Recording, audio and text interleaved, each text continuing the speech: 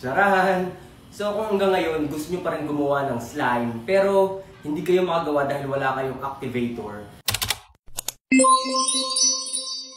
papakita ko sa inyo kung paano nga ba gumawa ng slime na hindi gumagamit ng activator na borax. So gagamitin lang natin dito ay liquid soap. Pwede rin namang powdered soap, pero kailangan yung tunawin yun sa maligamgam na tubig. Sunod naman ay asin, pwedeng rock salt at pwede namang iodized salt. At glue. So ngayon, magbubuhos na ako dito ng ating liquid soap, sobrang dami. Ayan, ito na yung liquid soap natin. Tabi muna natin dito. At magbubuhos na tayo ng glue. So gagawa tayo ng slime dito sa sahig. So ito lang. Ang gamit ko lang dito ay regular white glue. At ibubuhos natin siya dito. Yan. Smutin natin ng maayos. Dapat ay simot na simot. Yan. Yan. Okay na to. Sobrang dami pang lumalabas. Wait lang. So bubuhos natin siya.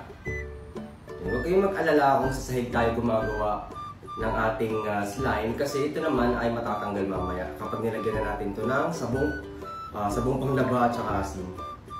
So sobrang tagal. Okay na to. So ngayon naman, i-mix lang natin ito together. Siguro itong asin na to, dito ko na lang lalagay. So asin at sabong panlaba. Ayan. So nilahat ko na, lagay na natin. I-mix lang natin. Ayan. Mix. Ang bango. At buhos na natin. So ito pala yung pinakabuhos ko. Unti-unti lang kasi malakas din mag-activate itong sabong panglaba. So tinan nyo.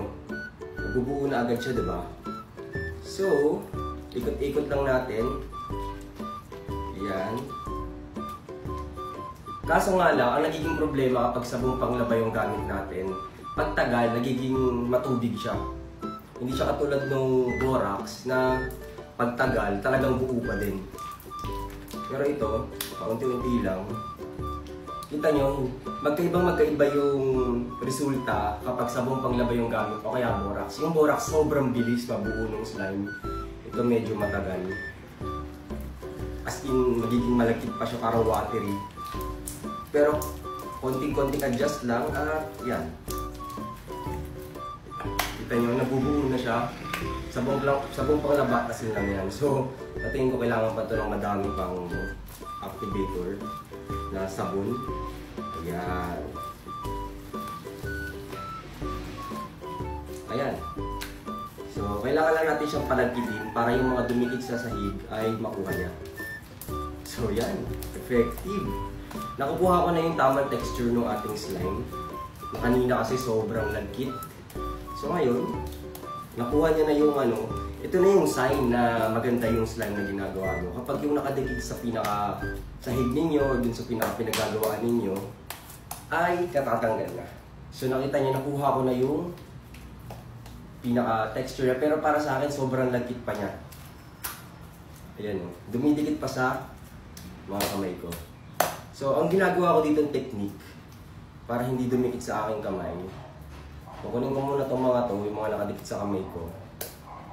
Yan, tatanggalin natin. At kukuha ko dito na either activator ko or itong ginawa nating activator. So, lagi ko lang sa kamay ko, tapos kahit ko lang yan ng ganyan. Para hindi dumikit sa kamay. Tapos kunin natin to at try din natin itong laruin. So, kapag minamasa-masa na natin to at pinipindot-pindot, pinapagulong-gulong, makikita nyo na habang ini-stretch natin to, mas gumaganda ang ating slime. So yan, okay na. So nakita nyo na. So kung wala kayong activator na borax, pwede kayong gumamit ng asin at liquid soap. Pwede rin powdered soap kung wala kayong liquid soap. Okay? So, gawa na rin kayo.